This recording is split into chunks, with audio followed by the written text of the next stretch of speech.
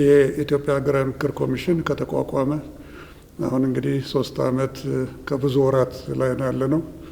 ሲቋቋም ጀምሮ ወይም ከመቋቋሙ በፊትና በመቋቋሙ ሂደት ውስጥ የእናንተ ሚና ከፍተኛ እንደነበረ በኋላ ላይ በታሪኩ ተረድተናል። በሂደትም ደግሞ ከብዙዎቻችሁ ጋራ በተለያዩ መድረኮች ላይ እንደተገናኘን በሚገባ እናስታውሳለን። የእናንተም ስራና ኃላፊነት ወይም ደግሞ ግብአት ለዚህ አድርሶናል ብዬ አስባለሁ።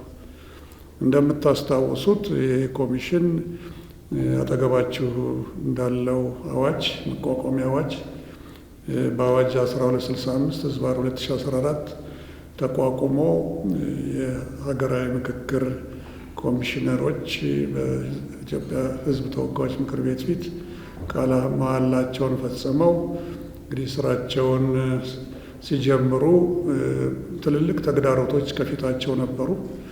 አንደኛ 11 ናቸው። 11 መሆናቸው ብዙ ጥቅም ቢኖረውም ግን ሁላቸውን ደግሞ አንድ ማድረግ ቀላል የስራ ሂደት አልነበረም።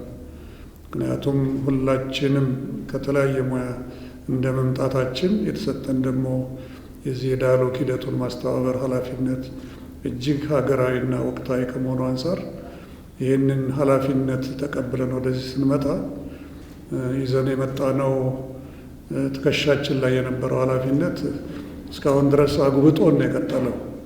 ስለዚህ ስትራቴጂክ ፕላን ከማውጣት የስራ መርሃ ግብር ከመንደፍ፣ ጽህፈት ቤት ከማቋቋም፣ ከፍተኛ ኤክስፐርቶችን ወደ ስራ ከማምጣትና በተለይ የሎካል እና ኢንተርናሽናል ኮሚኒቲውን ወደዚህ ወደ ሀገራዊ ምክክሩ በማምጣቱ ሂደት ውስጥ ተሳታፊ እንዲሆኑ ማድረጉ የራሱ የሆኑ ተግዳሮቶች ነበሩት።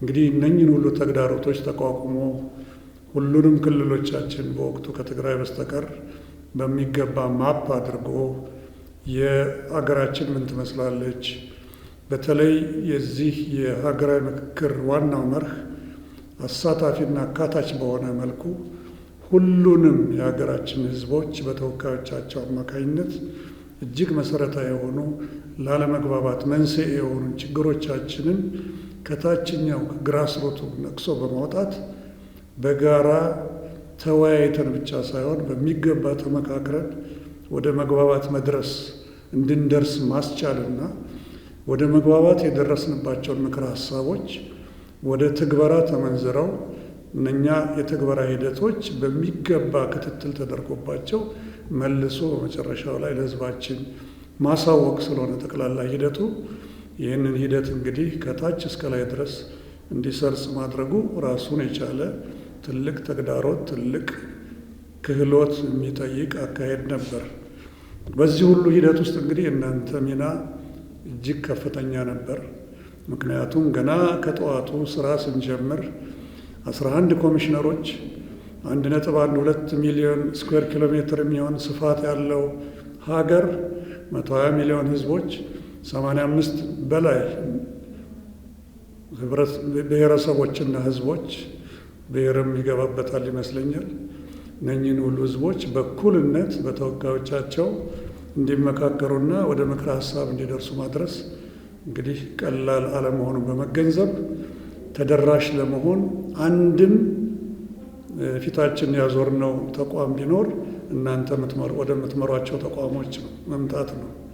ለዚህም ነው ገና በጠዋቱ ከሲቪል ማህበረሰብ ድርጅቶች ጋር የሜሞራንደም ኦፍ አንደርስታንዲንግ የስምምነት ማዕቀፍ በመፈራረም በመፍጠር ከመምህራን ጋር እንደዚሁ በጋራ በመስራት ከእድሮች ከሃይማኖት ተቋማትና ከፖለቲካ ፓርቲዎች ጭምር እነኚህን 5 መሰረታዊ የሆኑ የማህበረሰብ ክፍሎች አጋር እንዲሆኑ ከጠዋቱ ማድረግ በተጨማሪ ከወረዳ ፍትህና ከወረዳ አስተዳደር ጋር በመሆን ነው እስካሁን ድረስ ከ1220 በኋላ ላይ መጓደኞች እንደሚቀርብላችሁ ወረዳዎችን መድረስ የቻልነው። ስለዚህ በዚህ ሁሉ ሂደት ውስጥ እናንተ አሻራ አለበት። ምንም እንኳን ዛሬ እንግዲህ ወደ ጫፍ ላይ በምንደርስበት ጊዜ እስቲ የበለጠ ተቀራርበን በሚገባ ለጫፉ መድረስ ሂደታችንን ለእናንተ በማሳወቅ ወደፊት አካሄዳችን ምን ይምሰል የሚለውን እንዴት አድርገን በጋራ በተጠናከረ ሁኔታ ጠንካራ የሆነ የናሽናል ዳያሎግ ተሳትፎ ኖሮ ወደ ኮንሰንሰስ እንደርሳለን የሚለውን ምክረ ሀሳብ ከእናንተ ዛሬ ብንፈልግም ዞሮ ዞሮ የምታውቁትን ሂደት ነው መጥቀስ የፈለግኩት። እንግዲህ በዚህ መሰረት ላለፉት በርካታ ሳምንታት የተለያዩ እንደናንተ የሆኑ ትልልቅ ተቋማትን እያገኘን ነው። ይሄ ብቻ ሳይሆን ስራችንን በኋላ ላይ እንደሚነገረን ጨርሰን ጫፍ ላይ ያለነው የትግራይ ክልል ነው። ስለዚህ የትግራይ ክልል ከዚህ ከፕሪቶሪያ አግሪመንት በኋላ ከኮሃ አግሪመንት በኋላ የተለያዩ ኢንጌጅመንቶችን ከእነሱ ጋር ማድረግ ላይ እንገኛለን። ትናንትና እንኳን ሳይቀር የዚህ ኢንተርናሽናል ዴይ ኦፍ ፐርሰንስ ዊዝ ዲዛቢሊቲ የሚባል በዓል ያከብሩ ነበር እና እዚያ ላይ ተገኝተን አሁንም ናሽናል ዳያሎግ አስፈላጊነት አሁንም ለትግራይ ብቻ ሳይሆን ለመላው ኢትዮጵያ ሁላችንም አሸናፊ ሆነን መውጣት ካለብን ሁላችንም የሀገራችን ጉዳይ መጻኢ ጉዳይ ያገባናል ካል በሰላም መፍታት ካለብን ይሄ ናሽናል ዳያሎግ ፕሮሰስ ያለን ብቸኛ ሰላማዊ ሂደት መሆኑን በትክክል በአጽንኦት በትግራይ በተገኘንበት አደባባይ ርዕሰ መስተዳድሩ በተገኙበትም ጭምር መልእክታችንን አስተላልፈናል።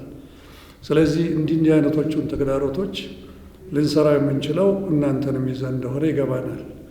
ስለዚህም ነው እንግዲህ በዛሬው ዕለት ስንገናኝ ከእናንተ ብዙ ነገር እንጠብቃለን፣ ምክረ ሀሳቦቻችሁን እንፈልጋለን። ይህ ብቻ ሳይሆን ከምን ጊዜውም በላይ ደግሞ የበለጠ ተቀራርበን እንሰራለን ብዬ ተስፋ አደርጋለሁ።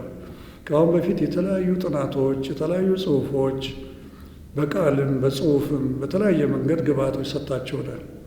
እነኛ ግብዓቶች አጀንዳዎቻችሁም ጭምር የሚጣሉ አይደሉም። ስለዚህ በአሁኑ ሰዓት በትልቁ ስራዎቻችን እየሰራን ያለነው በርካታ አጀንዳዎች በኋላ እንደሚነገረን ከመላው ኢትዮጵያ ተሰብስበዋል፣ ከዳያስፖራም ጭምር። ስለዚህ እነኚህ የተሰበሰቡ አጀንዳዎች በትክክል በወንፊት ምንድነው የሚደረገው የሚገባ ተበጥረው እና ተለይተው ክለስተርድ ሆነው ፕራዮሪታይዝድ ሆነው ለናሽናል ዳያሎጉ በሚቀርቡበት ሂደት ውስጥ